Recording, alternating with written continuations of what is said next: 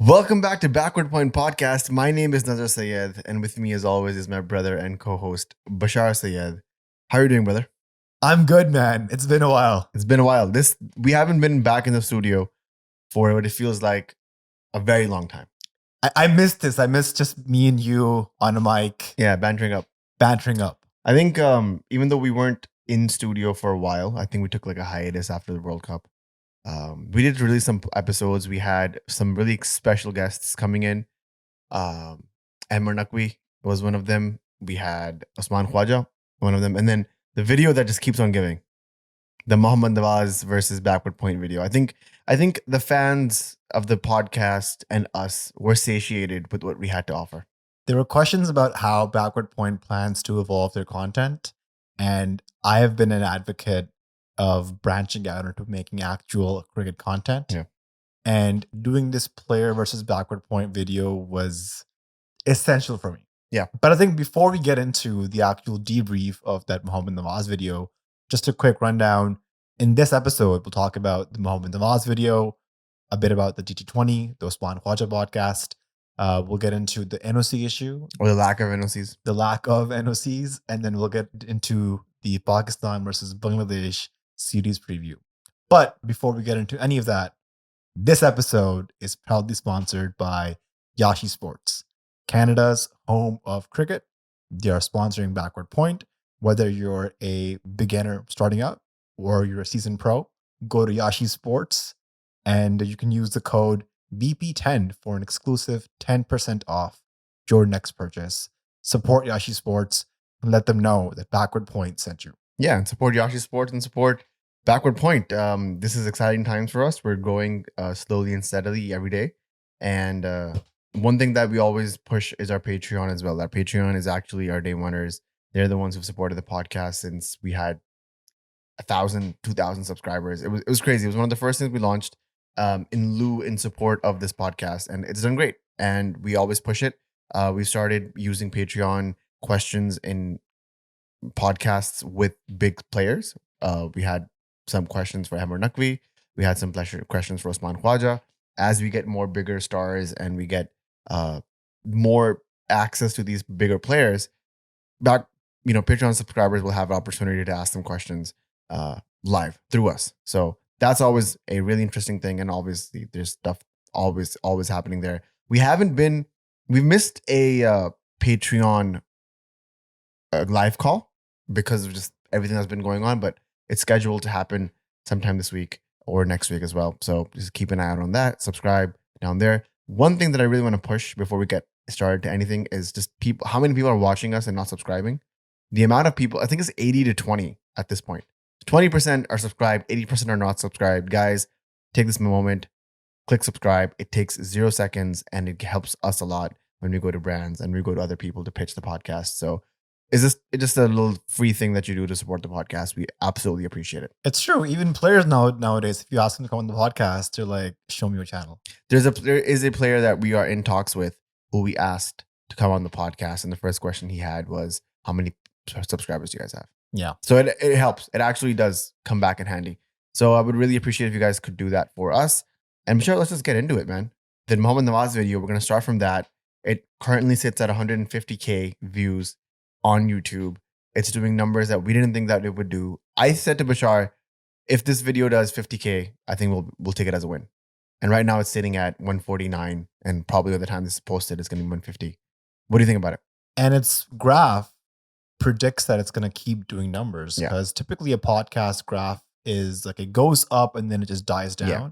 But this is going at a steady trajectory. Yeah, I think it's not plateaued yet. Is that the word you're looking for? Yeah. I mean, so what I'm trying to say is that I believed in this idea a long time back, and I've been trying to get you to shoot a Nazar versus Bashaar match. Hint, hint, wink, wink. Releasing very soon. Yeah, we've already shot that. And I wanted to use that to sort of go to teams and franchises to be like, yo, this is what we can do.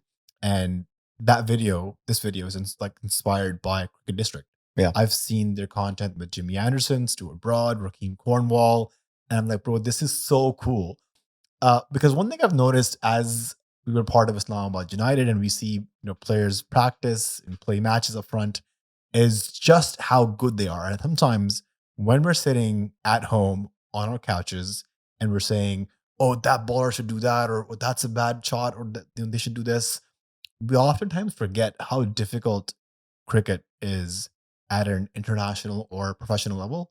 And a part of this video, a point of this was to show the disparity between club cricketers in Canada versus a Pakistani international player. For the most part, I think you're just trying to defend that horrendous leave. Which I've been saying on the socials that I can explain, and I'd like to take this opportunity to explain Floor is all yours. why I left that ball. There you go.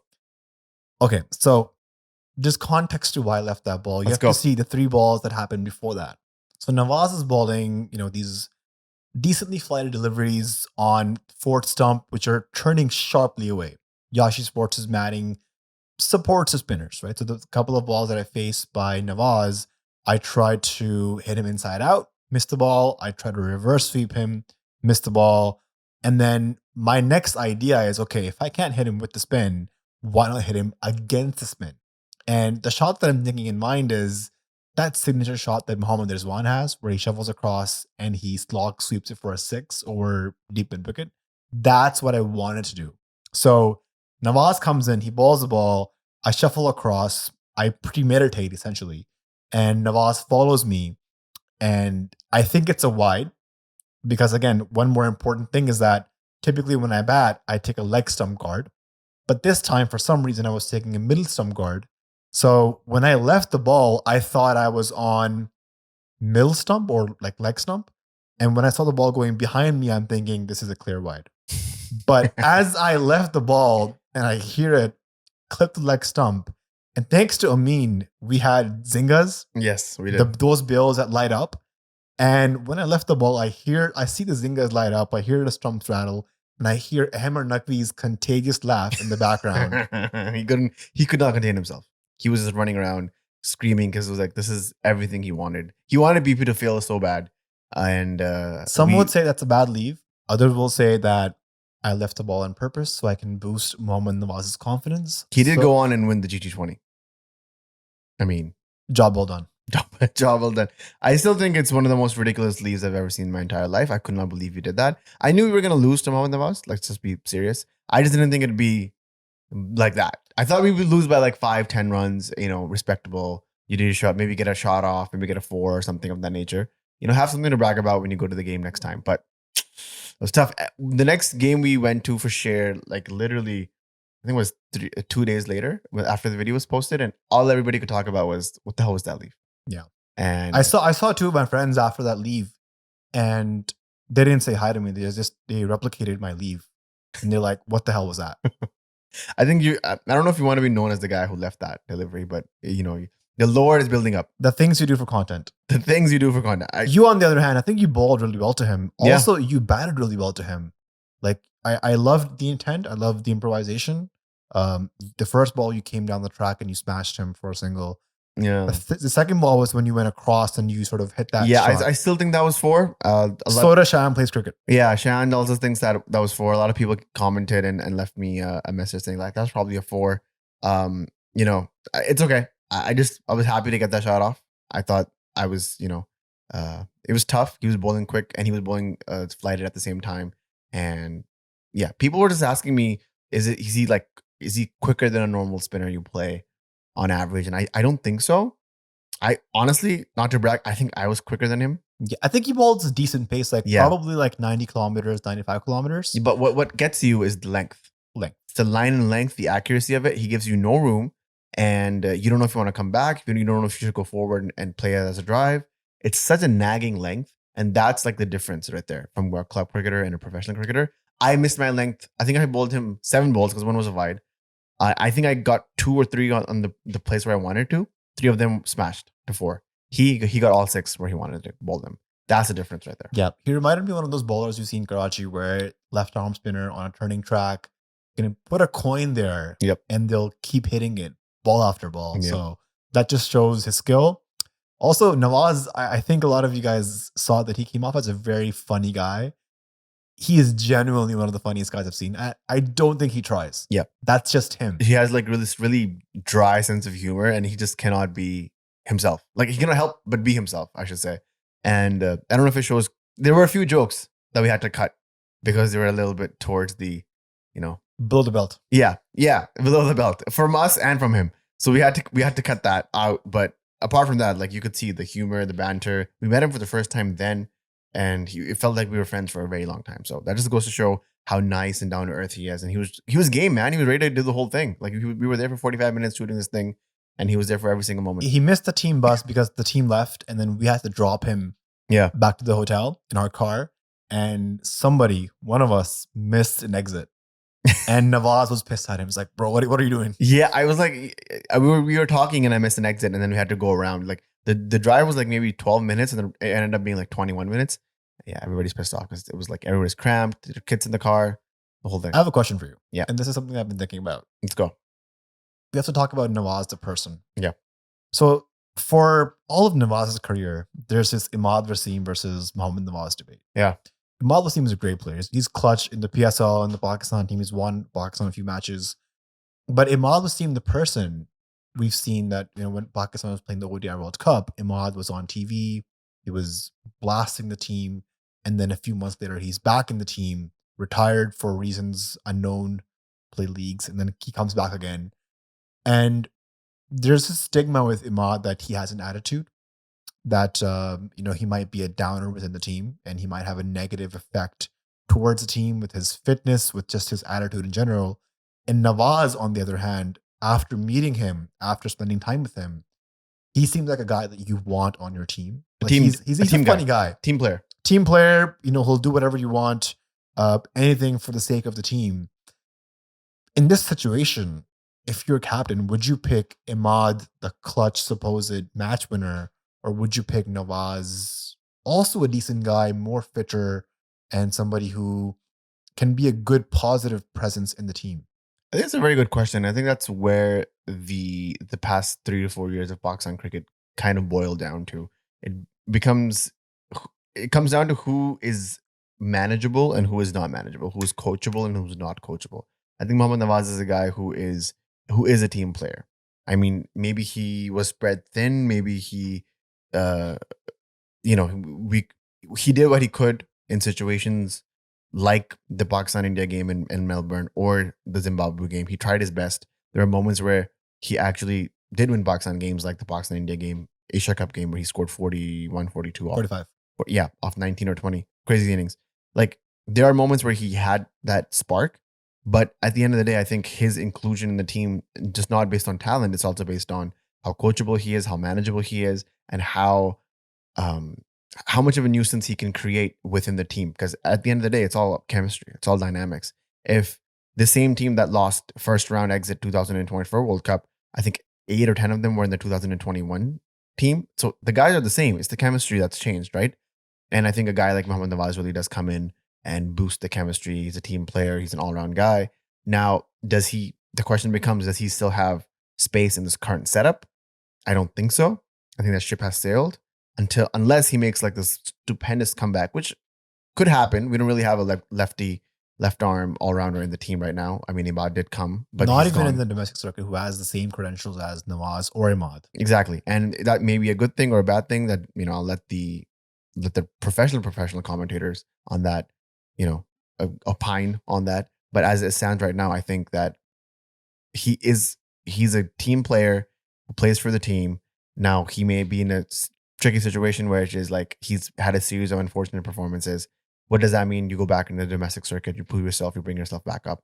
I think over Imad, I would probably pick Nawaz, but, it depends on what era you're talking about. Am I getting 2016, 2017 Imad? Because even if he's a pain in the ass, I'd probably pick him.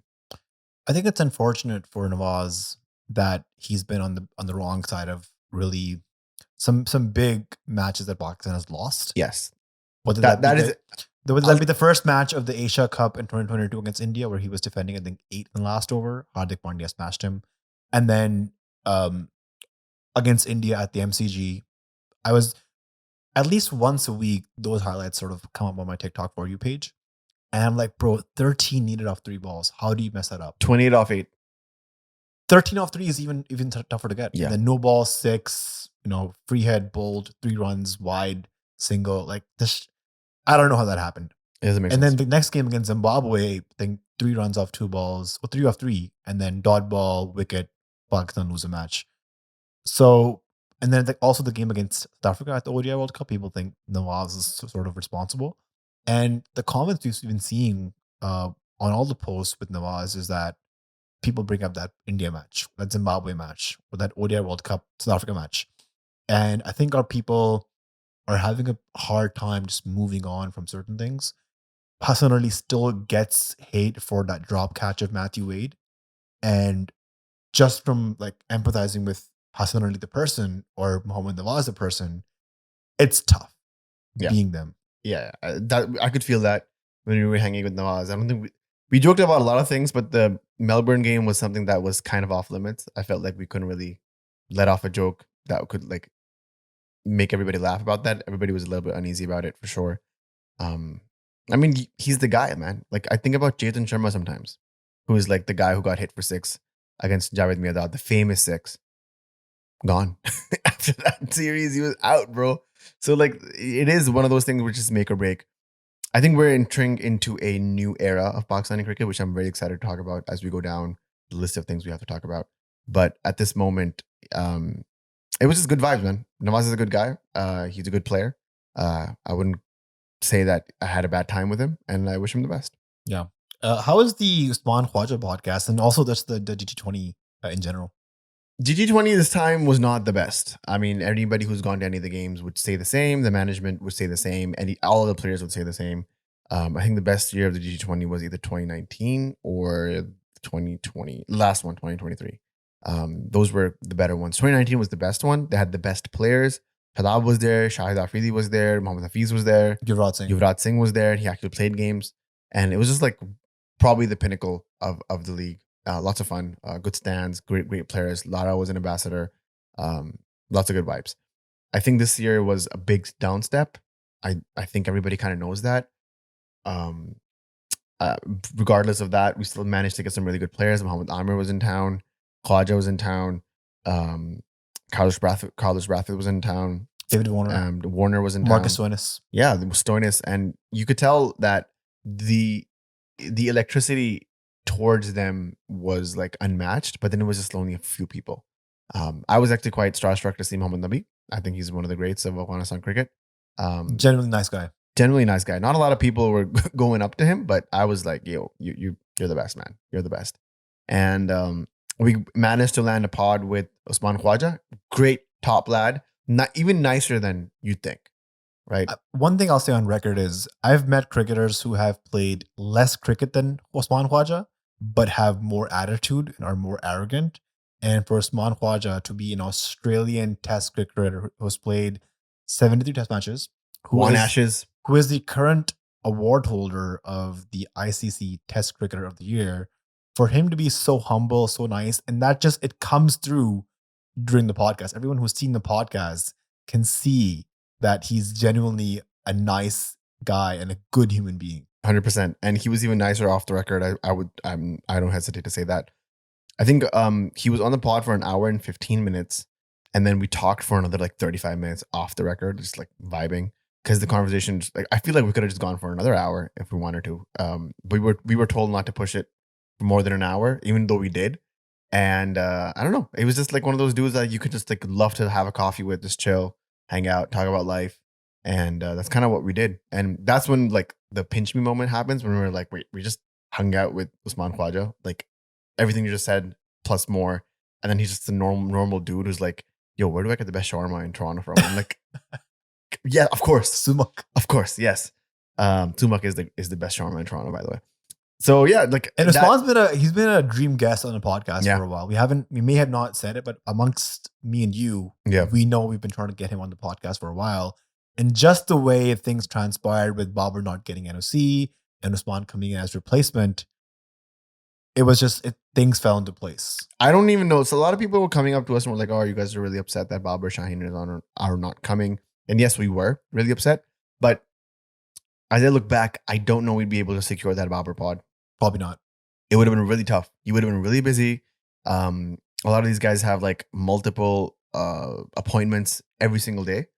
And also, just in the past couple of months, I've had multiple former Pakistan players ask for quite heavy appearance fees, which the podcast. Oh cannot yeah, so afford. Bashaar just figured out that these really big cricketers have appearance fees.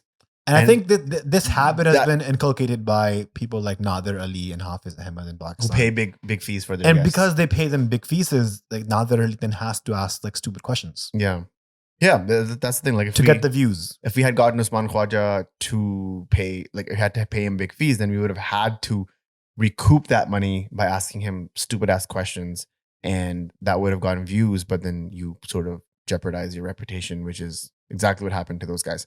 So Bashaar is like realizing that this world is a capitalistic driven economy, and everyone has motivations to make money. And so right now he's heartbroken. But I don't think Babar would have done that. I just think it would have just been one of those.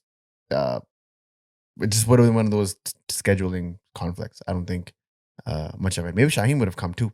We don't know. But you know what I am grateful for is that we got Nawaz in for the BP versus an official player match. And if we had gotten Shaheen, we would have been dead, probably. Nawaz in the middle asked us if he wanted to bowl medium pace so I tricked Nawaz. I told him I'm bowling with an old ball, but then as I started bowling, I grabbed a new ball and it was swinging a bit. First ball, I swung it in to him in swing. And he missed it. And then the next ball, I went around the wicket to swing it away because I feel like that's the Stuart Broad, David Warner angle of like swinging it away. Yeah. It comes in with the angle, but then it swings in the air away, seams away as well. So it's good to get the nick. And Nawaz was quite impressed by my length and lines. He was like, bro, you didn't give me a single overpitched ball. I think the shot that he hit you over covers was probably my favorite shot of the day. That was a solid shot. Yeah, but the GT20, lot to ask for. Hopefully it gets better next season. And yeah, because it's the only league that we have, man. And we love it. We cherish it. We want it to grow. And whatever we can do to make that happen. And we're also a bit envious of the MLC. You know, it started way after GT20. And there's so much more money. It's well organized. They have night match cricket. Like it's a whole thing. And even for us, like we're attracted by it. And we'd love to be a part of the MLC as well. And yeah, it's just one of those things where I feel like we kind of dropped the ball as Canadians on this league. I just hope it improves and we get to keep attracting star talent. Absolutely. Next thing I wanted to touch base on was just the NOC issue. Yeah.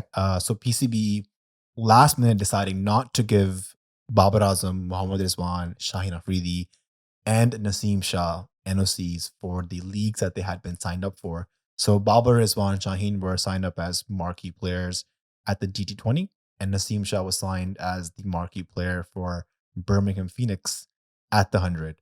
Now, I wanted to touch base a little bit on just the amount of money that these players have potentially lost, what this workload management thing is, and what the PCB should do about it going forward. So just a bit of insight as to how much money Babar, Rizwan, and Shaheen make. I'm going to focus on these three specifically because they're category A players, which means they get paid the big bucks in Pakistan. So Babar, Rizwan, Shaheen have a monthly salary of 60 lakh PKR. I've converted all these figures to USD just to make things simple. So they make 21.5K USD a month. Annually, they make 258K USD before tax. Now, because they make 60 lakh PKR per month, their tax rate is 34%. So their take-home pay per annum annually is 171K USD. Now, I'm pretty sure that Saurabh Netravalkar makes more money than that just through his Oracle contract per year. Usman Khawaja makes 10 times that in 1 year. Usman Khawaja makes, I was doing some research on just how much money Usman Khawaja makes just on his salary from Cricket Australia, and he makes close to $1 million Australian dollars. And Babar, and he only plays one format. He only plays one format, and this is just his salary. I'm not talking about the BBL contract, the Samsung deal, none of that. Endorsements, match fees. This is just the salaries. And this is the same for Babar, Rizwan, and Shaheen. Now, they make, like you mentioned, like, so if Usman Khawaja is making like $1 million Australian dollars, Babar is making like maybe 2/5 of that. Yep. Or like one fifth of that. Yep. Yep. It's quite ridiculous because in Pakistan, Pakistan's population is what, 250 million and growing. Cricket is the biggest sport. Babar Azam is probably the biggest brand in Pakistan cricket. And like I mentioned, Saurabh Netrwalkar, an engineer in the USA, makes more money than Babar. I think Pakistan is it's in our culture to despise the talk of income. And whenever it comes to Pakistani player incomes, everybody kind of raises their nose at them like, all these players, they only care about money, man. All they want to do is make money. Well, yes, of course they do. They have a very small window to make their money that they're going to make their entire life.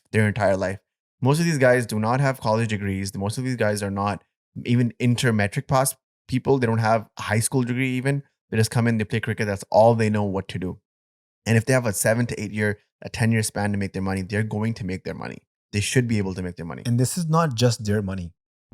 We spoke to one of the agents at the PCB who manages some of the big players, and he told us off the record that some of these top Pakistan players are supporting close to 100 families. Yeah. Uncles, aunties, cousins, and when you're famous, when you're Babar Azam, a lot of unknown or distant cousins start to come up as well. Let's take Arshad Nadeem for an example, right? Arshad Nadeem's whole village raised money so that he could buy a javelin. Now that Arshad Nadeem has won a gold, do you think he does not have that onus or the responsibility to make sure that everybody around him is doing well? So he only has a certain window to keep making money and keep sustaining himself, his family, etc. So when people come out and are like, oh, these people, these players, all they care about is money, you would too. You would as well. Like everybody in Pakistan wants to leave Pakistan, right? They want to come out, they want to make money. So if a player wants to do that, suddenly that's capitalistic. That's against the spirit of the game. All they think about is the dollars. Well, duh. And then they go back and they're like, oh, the 90s, the 80s, such a fun time. Those players actually cared about their country and they cared about making sure that Pakistan wins. You know the amount of match fixing that was going on in the 80s and 90s? You have no idea. It was the most ludicrous time to be a Pakistani cricketer or a cricketer at all, because every single day you were either spot fixing the whole game, captains were involved. It was the most corrupt time to be a cricket fan or admirer of cricket, because you didn't even know the game you were watching was fixed 2 days ago. And so many players went to the ICL for just a bit of extra money. Exactly. So when people come out and they're like, oh, but that's still a lot of money for Pakistan. That's still not money that is equivalent to even the players that are playing in leagues that are your neighbor countries, like India or Bangladesh or Afghanistan players. Because they played the IPL. Duh. Right? Yeah. So let these guys we saw Gurbaz's swag. This guy has different swag. Gurbaz has swag. We should talk about that on another podcast someday. But Gurbaz, stylish dude. But bottom line is, that's a lot of money that Babar's deal was close to $200,000 to $300,000 CAD. $200K USD from reliable sources on just his playing contract. And then there's other stuff that goes with it. There's contracts within the hotel. There's deals. There are ads that they pick up. We were invited to at least 2 charity events that Babar was supposed to show up at. Yes. And if he's showing up to these charity events, he's charging an appearance fees, which is probably a lot of money. Yeah. Right. So I think if you ask me, Babar or Shaheen, like the two of the top players, they've lost close to 350 to 400K USD this summer by not playing it. And like I mentioned, their annual contract from PCB after tax is 170K USD. So they've lost close to twice the money that they would have made the whole year from the PCB in just these 2.5 weeks by missing the GT20 in Canada. And Naseem Shah, he was picked in the highest band for the 100, and he lost 160K USD by not playing the 100. Yeah. And so Babar, Rizwan, and Shaheen are grade A contract players. Naseem is C or B? B. That's half the money that they make, that the top 3 make. So suddenly you're not even making the dollar that the top dogs make, and then you're also losing 160K. And he's near the beginning to middle of his career. Shaheen and Rizwan and Babar are sort of the middle, like the right at the apex of their career. So from here on, they're getting older. They're going to get slower. They're going to get blah, blah, blah, blah. This is a time for them to make money. Contractually, these players are allowed to play 2 leagues a year, aside from the PSL, if those leagues do not conflict with the Pakistan cricket team schedule. Now, this is exactly what these leagues were doing. They were not conflicting with the Pakistan team. And a lot of these team owners were in contact with Babar Azam Shaheen since last year. I don't know if you guys are following, but Babar was scheduled to come to Canada last year. But Babar's dad recommended that he plays the LPL in Sri Lanka because the Asia Cup is going to be there. So it'll help him be accustomed to the conditions there. So Babar was supposed to come to Canada last year. This year, he signed the contract because it's a no-brainer. He's free. It's post-World Cup. Pakistan team is not doing anything. He might as well come here, make some quick bucks, and sort of secure a bit of his future. Yeah, come on the VP pod, right? And that didn't happen. Like, in contrast, Virat Kohli, how much does he make a year? I didn't even do the research. It's just so it's basically Indian players. There's I want to be very nice with my words, but there's a load of a gap there, right? Between the Indian players and everybody else? And everybody else. And then there's probably top players are from Australia, England, and then everybody New Zealand. New Zealand. Yeah. So like my boy VK makes about $10 to $15 million a year. Yeah. From Puma sponsorships, from and ads. Then he has a long-term Puma partnership. His MRF deal is huge. It's fat. Pat Cummins, same thing. Rudy Williamson. These guys are making bank. And they play the IPL. So Pat Cummins was I think he was making what? I don't have the number exactly right, but there was one IPL, I think it was the COVID IPL, where Pat Cummins was making like 4,000 to 6,000 USD per ball he delivered. There we go. In the IPL. There we go. And Shaheen is as box office as Pat Cummins, if not more. So when these guys come out and they're complaining about not being able to make their money and this two league NOC bullshit that the PCB is pulling, I am strictly against this. There is no load management bullshit that these guys can pull up on us. It doesn't make sense. Did you hear what happened to Salman Mir? Yes. So Salman Mir was like in the UK and he wanted to play the county cricket, right? The Vitality Blast. He was free. But because he had already played his 2 leagues, PCB's like, we're not giving you an NOC. So he was just chilling in the UK, not doing anything. Yeah, like let these guys play cricket, man. That's what they're born to do. That's what they can do. Let them cook. I think this two league NOC thing is bullshit. I think they got to scrap this ASAP. Or let these guys unionize. Oh, wait, they can't because 2 of the star players don't talk to each other. Guess who orchestrated that? There's also one more important thing I mentioned that I wanted to mention is that for the first time in Pakistan cricket history, the Pakistan players are now getting a share of the ICC revenue that ICC gives to the PCB. So the PCB or the Pakistan players get 3% of the annual $34 million USD from what ICC gives to PCB, and that's about $1 million USD. Compare that to what the Indian players and Australian players get. It's poles apart. So BCCI gives 26% of the $230 million USD that the ICC gives to BCCI straight towards the players, which is about 60 million USD compared to Pakistan's 1 million USD that Pakistan players get. Cricket Australia gives 27.5% of the 37.5 million USD, which ICC gives Cricket Australia. So the Australian players get about 10.3 million USD per annum just from the share of the ICC. That's divided between the squad and all that. So yeah, I mean, it's a step in the right direction with the 3% annual from the ICC revenue, but it's peanuts. Yeah. You have to go into a huge like we have to change this tradition of just them getting paid nothing. Their likeness is being used, their ads are being used, their faces, their names are being used, but they don't get that money. That doesn't make sense to me at all. Imagine if Steph Curry, who's the face of the NBA, arguably, is like, NBA is like, oh, by the way, we're not paying you for that anymore. Soccer, goodbye. You'd be like, screw this. I'll go play them somewhere else. So it's just, I wish, the only reason we talk about this is because we wish that these things get better so that our players can get paid a lot more, because at the end of the day, that's how they make their livelihood. You know, this Arshad Nadeem thing, which is huge for us, for Pakistanis, is an outlier because that's not supposed to happen to people like us.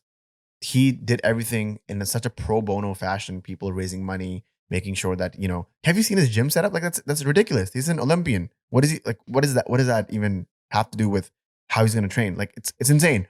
And the fact that these people then go out and fight for their money, their right to make an earning, and then people around them get pissed off. That's the thing that rubs me the wrong way, and that's why we brought it up. We were pissed that we couldn't see our star players in our hometown, 100%. But at the same time, the finances really, really, when you start looking into them, they get tough. So PCB said that they didn't give the NOC because of workload management. Bullshit. Pakistan's last game was June 15th, and the players have been off for about 2 months now. But I'll tell you straight up, this is not a workload management thing. This is a power move by the PCB.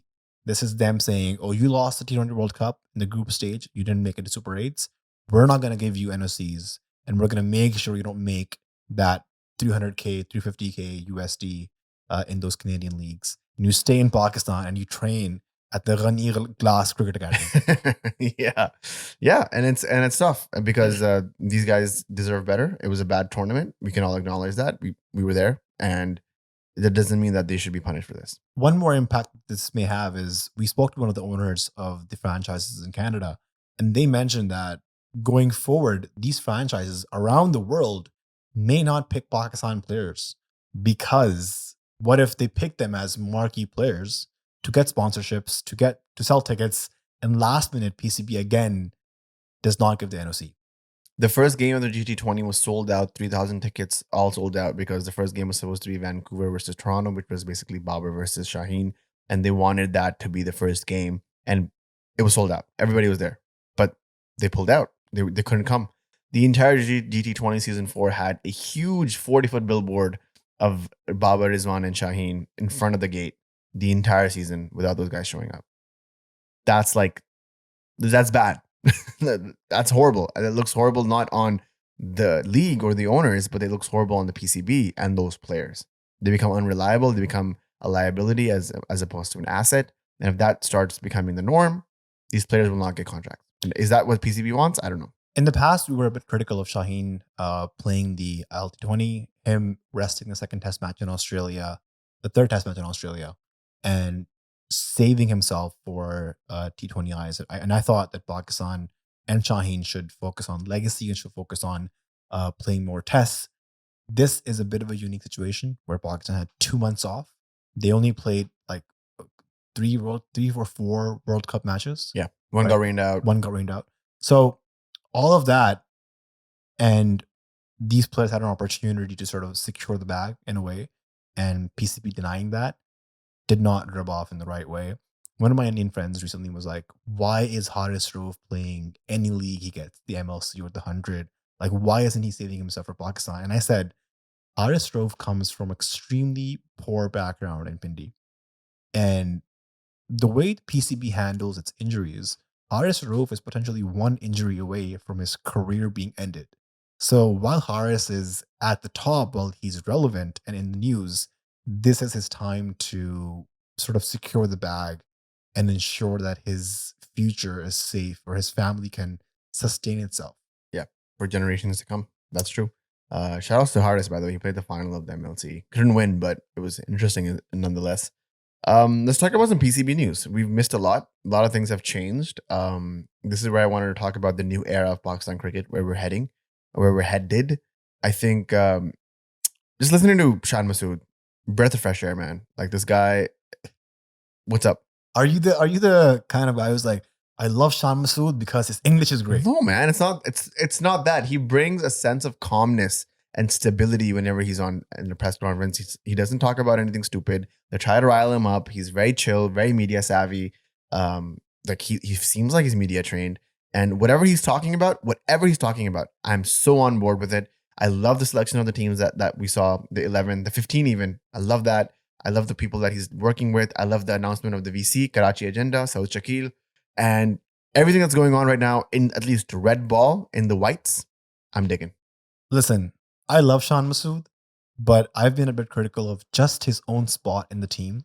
He's been in and out of the Pakistan team for the last He's in, bro. 10 He's in years. now. He's in.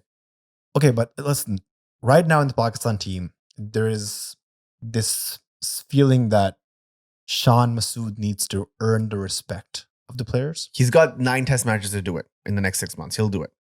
He's averaging 28.67 in test matches. And I think he needs to score big runs, big hundreds. I think because right now what the players think is that Shan Masood is sort of a guy who's come on a parachute from the top out of nowhere, and he's landed as Pakistan's test captain. you know why that happened? Because none of these others were suitable enough to become Pakistan's test captain. Well, I would disagree. I think Mohammad Rizwan was a very good candidate. He even captained when Babar was injured, I believe, in the New Zealand test matches when Babar was initially appointed. And he was like the unstated vice captain. For whatever reason, the PCB has overlooked him many a times. Even giving the white ball captaincy, when giving the red ball captaincy, and even the vice captaincy, they've overlooked him. His time is gone. That's as clear as possible, right? There's no other way to say this, but they don't consider him captain worthy. For whatever reason, you could agree or disagree. They've considered Saud Shakil as the guy next in command. He was the one who was captaining the Shaheens. He was the one who's captaining the Pakistan A team against Bangladesh as well. So if that's the vibe, and also Mohammad Haris was captaining white ball, which is also an interesting situation because he wasn't part of the white ball in the past year and a half. Which is shout out Babar Azam. Explain that to me, please. I just think whatever I'm hearing from Shan, I'm liking it. I think we carried Sarfaraz for a couple of years in T20s without his performance really backing anything up. Excuse me, I gotta sneeze. Excuse me. Yeah, Sarfaraz, just naming him, suddenly sneezing, that's a sign of pure love for Safi there, critically speaking of him. But we did carry him for 2 years with his performance being okay. We couldn't get Rizwan wasn't able to make the team. Haris was too young, but there were other players who were not able to make the team, and Safi was there. That's just the fact of the matter. So if we need a guy to parachute him in, stabilize his team, I'm okay with that. Also, Shan Masood is not the worst player in the world to come back and stabilize. Yes, his average doesn't speak honestly of what the caliber of his player is, but I'd like to see how the season turns out. And if the season goes to shit, it's easy to just write him off. But in the meantime, I'm hoping in the next 9 games, we have Saud Shakil step up and be the guy to be like, yeah, I'll take this red ball and I'll see what we can do with this team. Bro, I'm on board. I'm sold. But I really feel like Shan has to score. I'm down. I agree with you. But as a captaincy, as a captain and his captaincy in the Australian series, I was very, very surprised, pleasantly surprised. And everything that's come out the way that Jason Gillespie. Yo, my family's back from Pakistan and I wake up at 7 a.m. This guy wants to do a podcast at 11 p.m. Jason Gillespie. Jason Gillespie. I'm not going to change that, by the way. I know it's Gillespie, but it's over now. Mr. Gillespie here. I like his appointment. The one thing that just gives me a little bit of an orange to red flag is Vicky being back in the PCB management system. I don't know, have you not learned? Has he not learned? Bro, what's going on? Why are you back? Waqar Younis and the PCB is that toxic relationship we all know. We all know that one couple who's on again, off again. That's Waqar Younis and the PCB. He's the advisor to the chairman on cricketing. What does that even mean? So because our chairman has 3 jobs, he's a senator. He is the interior minister of Pakistan, which is a tough job. It's an integral role. He's also a builder. He's redesigning the Pakistan stadium right now. This man. Builder and also the PCB chairman. So he actually has little to no actual knowledge of cricket. So he relies on people like Imam in the past, Babar Azam, Muhammad Yusuf, Abdul Razak, and now Waqar Younis to advise him on what he should be doing. What is Waqar telling him? That's what I want to know. I want to read those text messages. Bro, Waqar has had a history in the PCB. He's been bowling coach, fielding coach, head coach, resign, come back, head coach, wrote a report against Ahmed Shahzad and Umar Akmal in the 2016 T20 World Cup. That report got leaked. He comes back again with Misbah, and then he resigns because Ramiz is now the new chairman. So they, before Ramiz could fire them, they preemptively resigned. And now he's back again. So it's just like musical chairs in the PCB. It's like the MCU. You never really die. RDJ was dead, and then he's back as Doom. Is this what Waqar is trying to do? I'm stressed about this. Genuinely stressed about this. Are you saying this is Waqar back in his villain era? I don't know. I don't know. Was he not always? The good thing is at least this time he's not with the team. because typically he's been always involved with the team traveling, coaching, and everyone who's played against or under his coaching has mentioned that Waqar Younis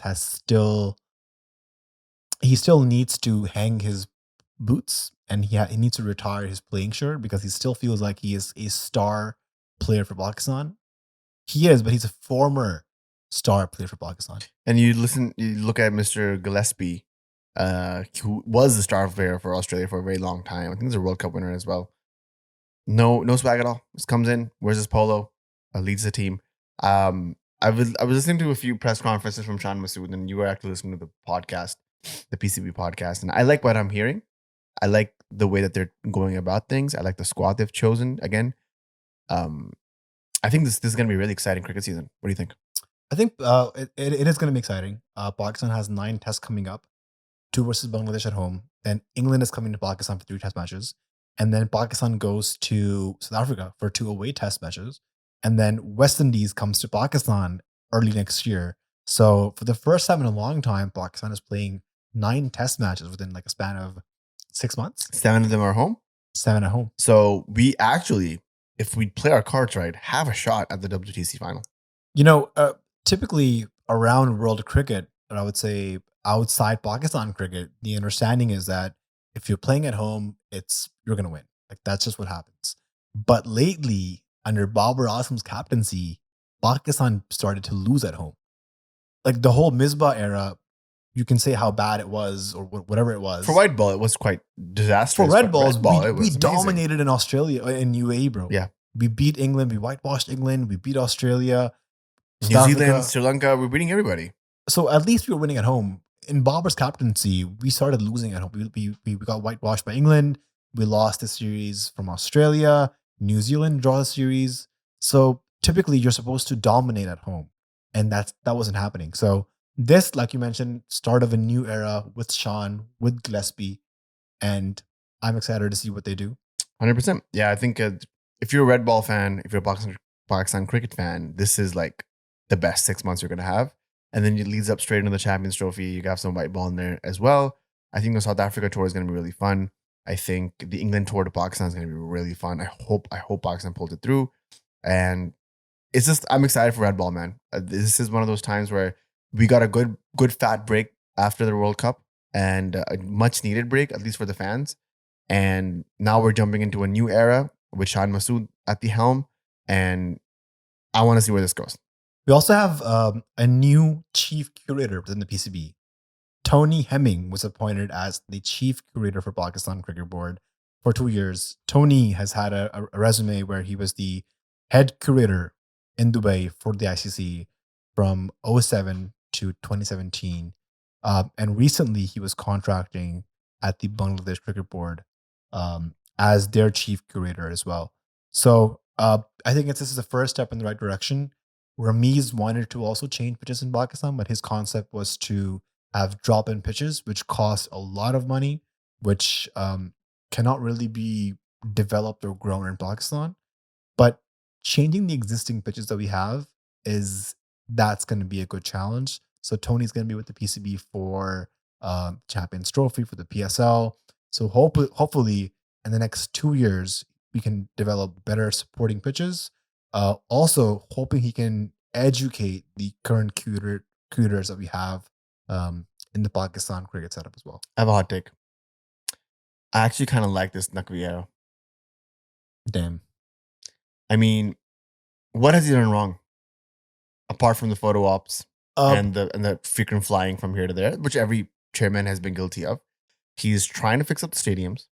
Like he's crushed, like, you know, Karachi Stadium and Lahore Stadium are both in rubble and dust right now. But I was listening to his press conference and he was saying the things that I was saying, which was the fans are 500 meters away. The quality of cricket is horrible. These are not standardized international stadiums. I've been to other stadiums. I want this stadium and the Karachi Stadium and then I think Multan Stadium, I believe, another stadium he was talking about, to look like those. And I want to work on this. If that's what he's saying, that's what we've been saying for years.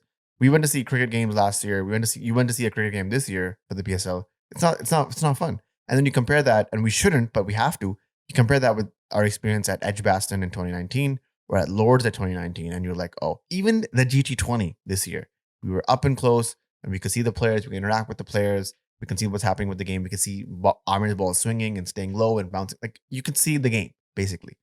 And that's what you require when you're at a stadium. You want to be with thousands of people watching the game you love. Whatever he's saying so far, I like the curation, the changing the pitch curator. I like the appointees for Gillespie and who else? Gary Kirsten? Gary Kirsten. Yes, I like. Sorry, thank you. I like both of them. I like that. Shan Masood as captain. I like. Again, there may be flaws. There may be maybe he's the guy that's just distant enough to not poke his head and his fingers in a lot of pies, and just the right guy enough to like actually get things done. And my hot take is I like this era so far. I don't want to be overly critical, but the one thing I don't like Mohsin Naqvi, what he did was shoving captaincy down Babar Azam's throat once he took charge of PCB chairman. And you ask Babar Azam, and he's like, "Bro, captaincy." Like they were like, "You either leave the room as captain, or you're not leaving the room." Like that's how he was pressurized to take the captaincy. Allegedly, that's what we heard. So, I mean, Babar is not like a little boy. He could have said no. No was actually really forcing him on gunpoint. But that's a podcast for another day. Squad analysis. Let's go. Pakistan notably dropped Imam ul Haq. And I wanted to just touch a bit of base on Imam's averages, home versus away in test matches. He has 3 test match hundreds, all 3 in Pakistan. His average away... He only has 3 test match hundreds? Yeah. Damn. Yeah. So his average at home is 62 in 14 innings, 300s, 450s. His average away is 25 in 25 innings, only 450s. And at neutral venues, he averages 28 in 7 innings with 150. So a big disparity between how Imam plays at home versus away. And Imam had a pretty average, below average series in Australia. I think he scored 150 there, which was very slow. And I think with this whole Shan Masood era, they want players to play with the hashtag Pakistan way, which means play a bit more attacking cricket, play a bit more aggressive cricket. And I don't think Imam ul Haq bought into that idea. Also, it's a bit of a known fact within the cricketing circles that Imam is he's quite known for being outspoken, for getting things outside the dressing room. And you can sort of connect those dots by just seeing the journalists who have spoken out for Imam ul Haq of being dropped, and just connect the dots and figure out what's happening. It was really funny during the podcast that Basit Khan hosted for the PCB with Shan Masood and Jason Gillespie. There was a question he asked about stuff being leaked outside the dressing room towards the media, and to see Imam dropped, you can argue that maybe he should have deserved another go. At home, you would think that if he plays good at home and there's about 7 test matches at home, maybe he deserves a longer run. But who do we get instead? Huraira? No, we got Saim Ayub. Well, Saim Ayub, that's another debate. No, I'm all for it. Like we had on the podcast who went off about the whole time thing. I'm all for it. I agree with him, by the way. Huraira was picked in the Pakistan team in the 2023 tour of Sri Lanka, and he was in good form. He was picked in that tour, doesn't get a chance, gets dropped, and then suddenly this Saim Ayub hype starts to build up. And Saim Ayub, who had a couple of good innings in the Kazim Trophy, he then gets to go in Australia. So I think Saim Ayub played ahead of Huraira, and Huraira was the top run scorer in the Kazim Trophy in 21 and 22, 50 plus average, 8 centuries, and one of the youngest guys to sort of convert his 50s to hundreds, hundreds to 200s. I think he even has a triple century in first class. Correct me if I'm wrong, but he's the real deal in red ball cricket, and he should have played ahead of Saim in Australia. They didn't pick him. Saim played because of media hype. Media hype does count in Pakistan cricket. A lot of players have played for Pakistan just based off of those TikTok reel edits, and we are garnering this generation of social media cricketers. So you're saying that you're going to start a Mohammad Huraira fan account? No, we made a clip for Huraira last year, and how I said I was so excited to see him play for Pakistan. Unfortunately, didn't get a chance, but he's young. He's 22, and you're right. He did score 311 in his first class, and he actually scored 218 against Bangladesh High Performance 11 in a 4-day game in Darwin.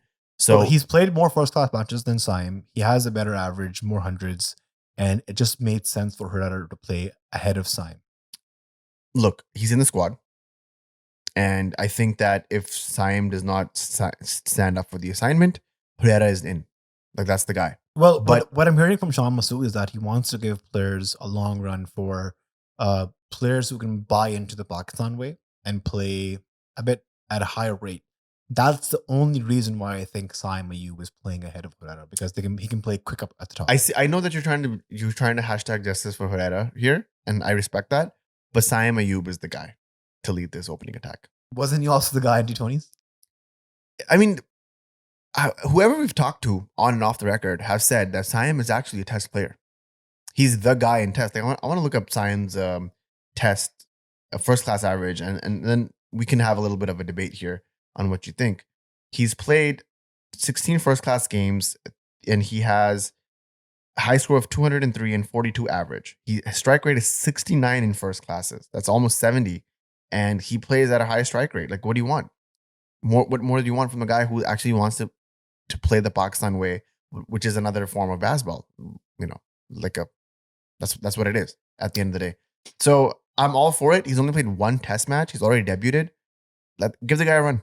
Yeah, I mean, now that he's played, now that you've made the mistake, I mean, it's not a mistake. Persist with him. They're both 22, bro. Like, Saim and Huraira have long but in test matches, you sometimes don't get a chance. Like, if, let's say, Saim and Abdullah Shafiq are your next opening pair, and they continue to score runs, how is Huraira going to get into the team? That's Huraira's problem. He has to make it. If he continues scoring runs like he is right now, then he's going to be unignorable. And cricket is a game of chance. People get injured all the time, not hoping for anyone's injury. I want these guys to play as long as they can for Pakistan. But like, to be disheartened about this is going to be really lame. I think if you're Mohammad Huraira, you keep working hard, you keep scoring runs, and he is. He's going to make it. He'll have a chance for sure. I think with Saim Ayub in the 11, I'm just going to go through the 11 really quickly. This is the Pakistan 11 for the test match. I think it's in like 24 hours at this point. Abdullah Shafiq, Saim Ayub as openers, Shan Masood 1 down, Babar 2nd down, Saud Shakil 3rd down, Mohammad Rizwan 4th down, Salman Ali Agha at number 7, which is 5th down, Shaheen Shah Afridi, Naseem Shah, Khurram Shahzad, and Muhammad Ali as your tail enders / all-rounders. I think this is a very well-balanced team. I'm really happy with this team. Pakistan goes with 4 pacers. I'm really excited with what they have. With the new curation in place, we've heard that the pitches might be zippy. They might be bouncy. A Rawalpindi pitch that might bounce over your waist. I'm all for it. I'm so excited for this. With Shaheen and Naseem opening in test matches, I'm like, who would have thought that this would happen again? I've been craving this site for a very long time. It's been a year since we've seen Pakistan play the red ball cricket. And with Khurram Shahzad, Muhammad Ali actually deserves a chance as well. He was the highest wicket taker last year in, I think, domestic cricket. And this guy deserves a chance. I would have liked to see Mir Hamza as well. Mir Hamza is my boy. Met him at the Islamabad United camp. Good lad. That in-swinger to Travis Head, I think about that once a month. Like, literally one of my favorite deliveries. And would have liked to see him. Is he in the squad? Should be. He's playing the Pakistani game for sure. So if he's in the squad, I don't mind him. But Muhammad Ali definitely deserves a chance. I hope these guys go out. You know, the batsmen score runs, the bowlers take wickets, and we get to see some really good cricket. I'm really sad for Abrar Ahmed. This guy was on the bench for the whole ODI World Cup, for all of the T20 World Cup, and test matches is his forte. That's where he excels at.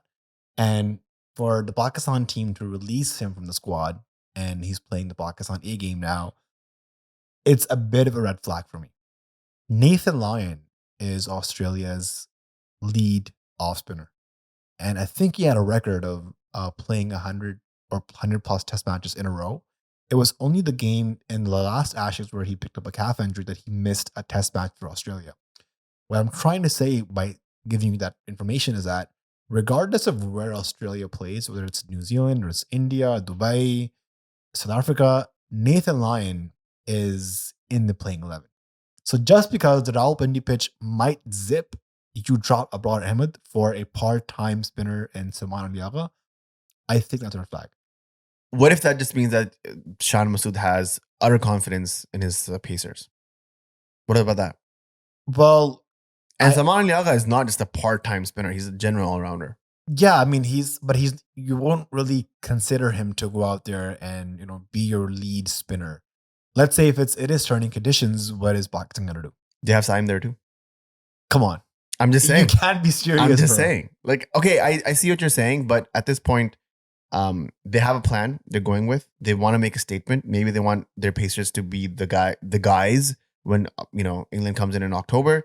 And the real tragedy of this whole situation is actually Amr Jamal, in my opinion. He should have been the guy to play in. Maybe you play in Amr Jamal, then you may actually have an opportunity to play in Abrar because he gives you that balance. But Amr Jamal is lower back fitness. He's in injury. He's rehabbing right now. It says here on Cricinfo that he's eyeing for a recomp back in October when England tours. I hope that happens. Would love to see Amr Jamal come back. I want to see Amr Jamal in all formats for Pakistan. Put him in. ODIs, T20Is. He's the guy, bro. He's the guy. We've banged on Fahim Ashraf for a long time, and we now know that he's not him. He's not that guy for Pakistan. Let's invest in Amr Jamal. Unfortunate that he picked up his back injury when he was playing county cricket in the UK. But he's back now and he's doing rehab at the NCA. Hopefully he gets fully fit and he comes back in the Pakistan team when England tours Pakistan. We've been going for over an hour and I just want to wrap it up. Let's talk about the big dog before we go. Babar Azam. Last 12 to 16 months, disappointment at least. He's been averaging in the 20s. It's been bad. And it's been bad. We haven't seen 100 from him in a while. I think this is a funny stat. Babar Azam has not scored 100 since Mikhail was born. That's just, I don't know how to deal so with that. You've been hyping up Babar Azam to your son and like he has yet to see Babar Azam score 100. That is 100% true. That is a tragedy that I am taking with me to every night when I go to sleep and every night. When is Virat Kohli gonna tweet to Babar Azam saying this too shall pass? Oh man, I think this is a big next era for Babar as his captaincy wanes in the distance and his form shatters before all the fans that adore him and love him. He has to make the comeback of a lifetime right now. And it's not even like one of those, if he scores a 70-odd stylish 100. I'm talking about a big 100. I'm talking about maybe even a double 100, right? I'm talking about numbers that prove to us that Babar Azam was always the guy. From 2020 and 2023, it was not a dream. Because right now it feels like we've lost that guy somewhere. 152 for 0, we've lost that. We've gone back and looked at those scores and be like, maybe we were the ones who were wrong, and maybe we were the ones that were misjudging the guy, putting him on a pedestal where he doesn't belong. Like, it actually pains me to go out and listen to Pakistani fans talk shit about him. It hurts because he was the guy. He was my guy, And I think the next 9 games, nice test matches, Champions Trophy, the next 6 to 8 months are very important for the legacy of Babar Azam, but not only that, for Babar Azam's place in the Pakistan cricket team. Because if it doesn't happen, and if he gets dropped. What? My bro is talking about Babar Azam getting dropped? Because you tell me, 12 to 16 months, he's averaging in 20s. If he has another 8 months where he averages 20s to 30s, who's keeping him in the third spot in ODIs and 4th spot in T20s? Yeah, I mean, Kamar Ghulam is knocking on the door. Everybody's knocking on the door, man. Like, it's over. That invincible era from 2019 to like 2022, 2023, it's done. You gotta be relevant, or these guys will come back and take your place. And you know what? That's what happens in a healthy team environment. If LeBron isn't on his game, if Stephen aren't on their games, people are knocking, bro. Babar Azam in test matches, I've gone in detail in past podcasts about Babar Azam's conversion rate. He scores a 50 35 times in test matches, and only 9 times has he converted his 50s into 100s, which shows that Babar Azam is struggling to convert his 50s into 100s and 150s and 200s. What's annoying is this is his format. Yeah. There is no pressure of the scoreboard. There is no pressure of run rate or strike rate. None of that bullshit. You just got to be there.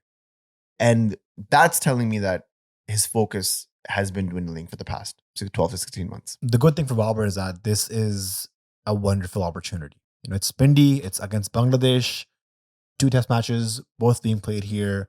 Go out there, show the world what you can do. It's not even that. He doesn't have any bullshit attached with him. He's not the captain. He hasn't been in any scandal in the past 8 weeks that we know of. He's going to go in clean slate. Let's make the most of it. Yeah, that's a good note. Anything else? Man, I don't know. We tried to cover a lot. We were gone for almost a month, apart from the one odd episode that we did. But I'm just happy to be back, man. This cricket season has had me amped for a very long time, especially now that I've been back and playing cricket with Cher this season. Like, just being in the field, being on the crease, bowling, batting, all that. It's gotten me back into the rhythm of the game, and I'm just very excited for cricket. How was your experience bowling to an Afghanistan test cricketer? Oh yeah, that happened recently, didn't it? Yeah, I bowled to Munir Kakkar was in one of our league games against us. And he hit me for a couple of sixes. With the wind. Yeah, you'd probably comment better on that because you were on mid-off. I was on covers. You were on covers. You saw it. He hit me for a 6. I went out of the ground. Game stopped for 10 minutes. Felt shame for like 10 minutes straight. Like, what do you want? What do you want me to do? I got penalized 1 over in our batting because the 6 was so because big. of the over 8. The 6s were going beyond, like outside of the ground. There's nets on top of it to prevent the ball from going outside. This guy hit 6s over the net. Yeah. And to be fair, it was my fault. It was my first over. I was bowling against the wind. No excuses. Like, he hit me fair and square. But I was trying to go for like a Yorker length, quicker one. And I missed my length twice. It went like knee high, full toss. He's going to hit me. If he doesn't hit me, I'd be disappointed at that point. But it's been good, man. Like, it's been a great comeback. I haven't played cricket like this in years. I played like 10 or 12 league games this year. Had a lot of fun. And it just gives me excited to be better at cricket, work on my cricket, and make sure that, maybe I'll get some mentoring. Maybe I'll get some coaching during the off season. Work on my batting, work on my bowling. I want to develop the googly because I don't have that right yet. So lots of work to do. And just that makes me more excited for this upcoming cricket season because our winters are about to start, which means we're going to be bunkered in. And if I get to watch cricket, I'm all for it. On that note, the emoji of the day for Backward Point should be. I think I like what you're doing. The hand on the chin. Like, how is this season gonna go? I'm wondering. It's a wonder. I'm curious. I'm down for that. Like, that should be the emoji of the day. Guys, comment that. And I think if you're on Spotify now, you get to comment there as well. So we would love to hear your comments because a lot of the Spotify gang don't come on YouTube and vice versa. So we'd love to hear your thoughts as well. Don't forget to like, subscribe. If you're listening to us on audio formats, please leave a review. It actually helps. It helps us go to brands and advertisers and be like, hey, look at all the people that like us. So as always, thank you very much for supporting us. Thank you for being patient for the past couple of weeks. We were out and about, but we tried our best to deliver some new and interesting content. If you guys liked it, thank you very much for that too. We received all your positive comments. And now we're back, man. BP season 3, season 4, wherever we're at. It's back. It's rolling. You're going to get weekly episodes, hopefully positive ones, because I'm so sick of Pakistan losing. I can see the fire in Nazar's eyes. There we go. Like, subscribe, comment. See you guys in the next episode. Thank you for tuning in.